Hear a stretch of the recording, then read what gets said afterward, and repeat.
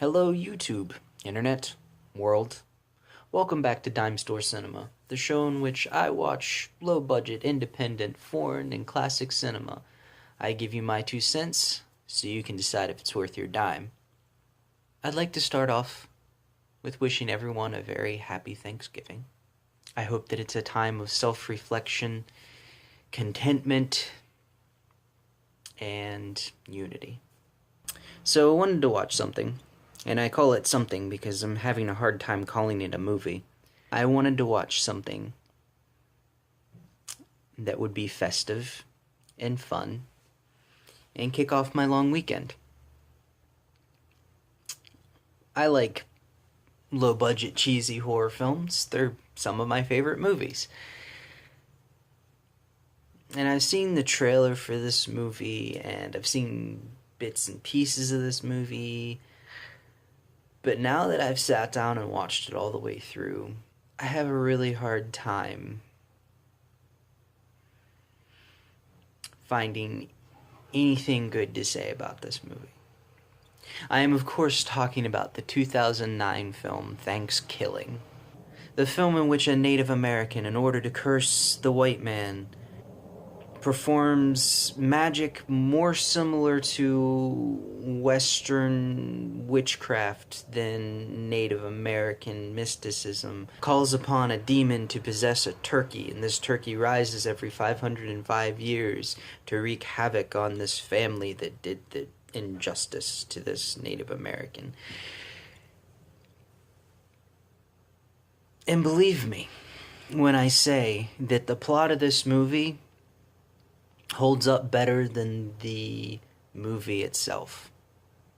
First off, this movie came out in 2009. At least that's when it was released. I'm not sure when it was actually filmed. But the entire time I was watching it, the only thing that I could think is that this was made on a handheld camera back in the mid to late 90s. It felt like it was from the 90s. And these kids were probably at the age they were supposed to be back in the 90s. Everything about this movie was wrong.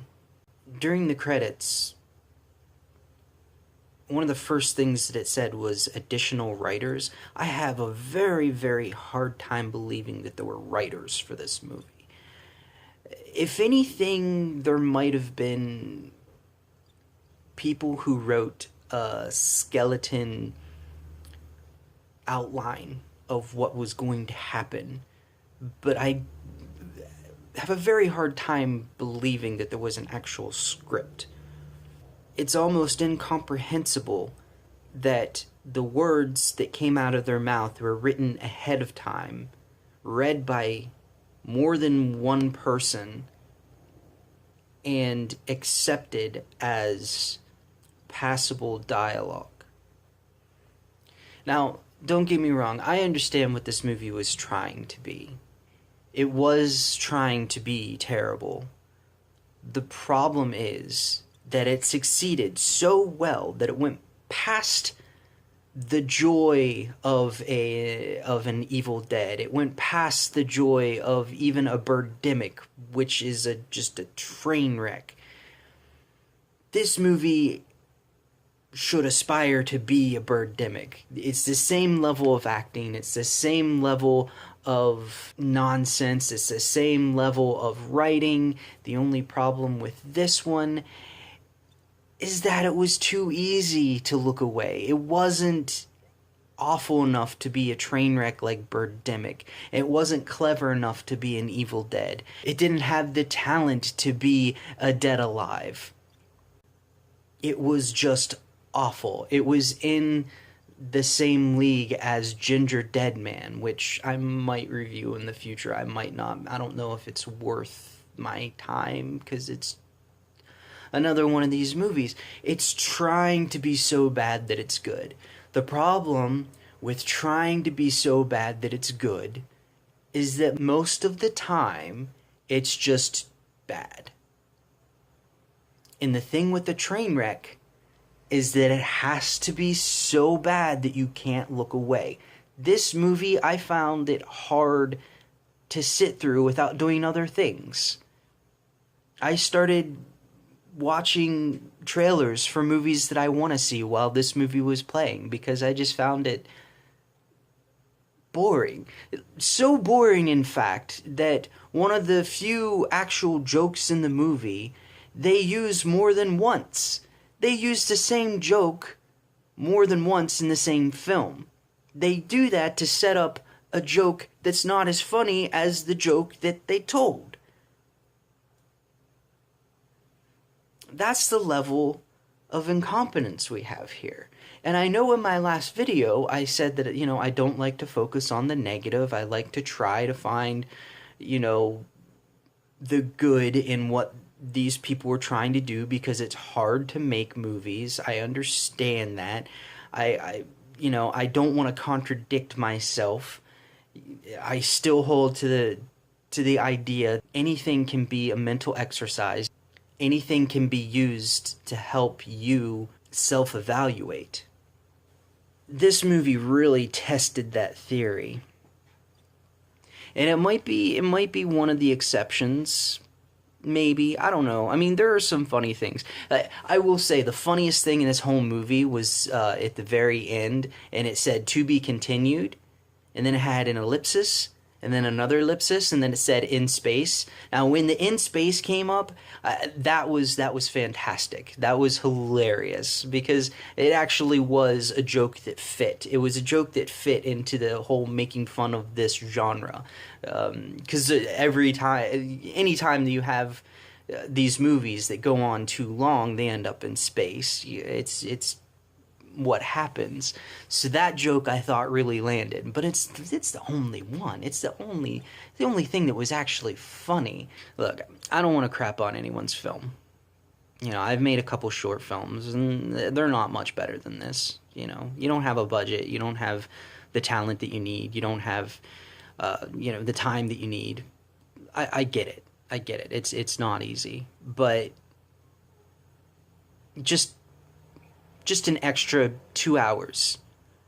Just an extra 2 hours to edit, to go over the script, to, just a few extra hours is all you would have needed to just make this passable.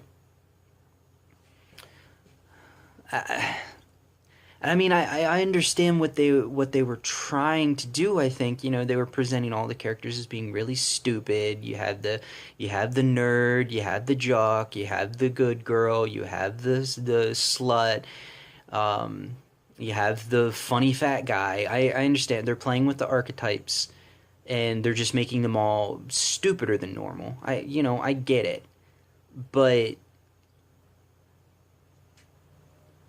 it's really hard to write comedy.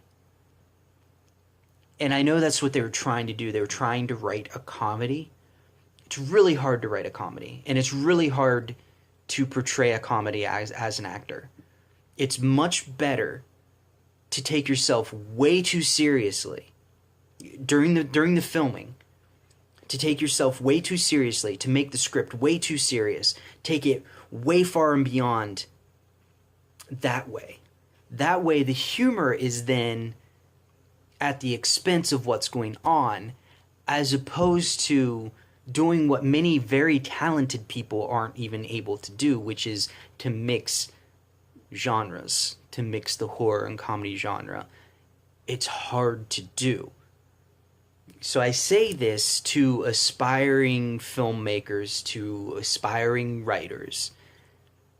Until you get to a point where you are very experienced and very talented, or if you're naturally talented, or if you have some way of working with people who are very, very talented, it's much better to do something like an Evil Dead, where you take yourself very, very seriously. And you allow people to laugh at you instead of with you, even though you're laughing too. If you liked this movie, please leave a comment and explain to me why you liked it. If you didn't like it, leave a comment. Let me know why you stand in solidarity with me, or did you like it or dislike it for different reasons than I brought up. So yeah, please feel free to like this video. Please feel free to share this video. Please subscribe.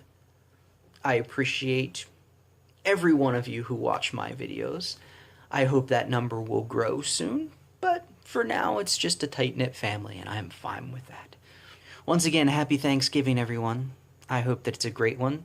If there are any of you who are not in the United States and don't celebrate Thanksgiving, I hope you have a great weekend, great day. Whatever the occasion may be, the opportunity to be alive for even just another few minutes is a blessing. Thank you all so much for watching.